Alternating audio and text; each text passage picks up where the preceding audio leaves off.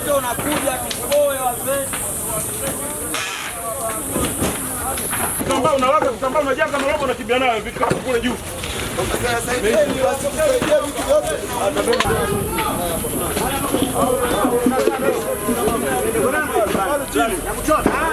Moto ni kuna duka hapa limeonekana, maana mimi nimekuwa mtu wa kwanza kama kiongozi kufika hapa kupigiwa na ofisi ya ulinzi wa kampuni wa Leo Group wanaotulindia, wamenipigia likiwa linawaka duka moja. Lakini tukapigia simu kutoka fire na pia nikaenda moja kwa moja kwa sababu ni jirani hapa na fire. Wamekuja, lakini juhudi zao wameendelea kupambana. Ilikuwa tu maduka mawili lakini zinaonekana ziligonga mwamba, lakini bado wamezidi kupambana mpaka sasa hizi.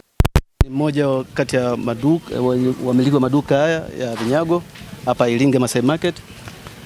Soko letu limeungua kama hivi mnavyoona.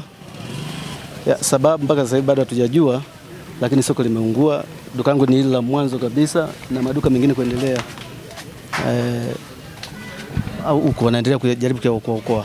Mbaya sana majira ya saa 5 kwenye eneo letu ambalo liko katikati ya mji, eneo linalomilikiwa na halmashauri ya manispaa Iringa, eneo linaloitwa Garden.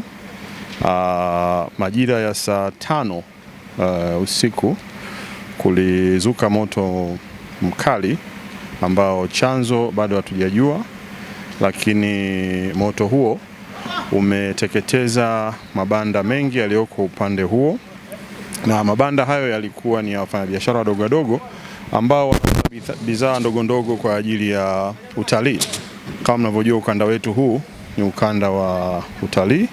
Kwa bahati mbaya sana mabanda hayo yote yameteketea na bidhaa zote zilizoko ndani mpaka sasa tunavyoongea, wenzetu wa jeshi la zimamoto wamejitahidi kupambana nao, lakini kwa bahati mbaya mabanda karibia yote yameteketea. Mpaka sasa tunaendelea na kufanya tathmini na kuona nini chanzo. Bongo Play TV.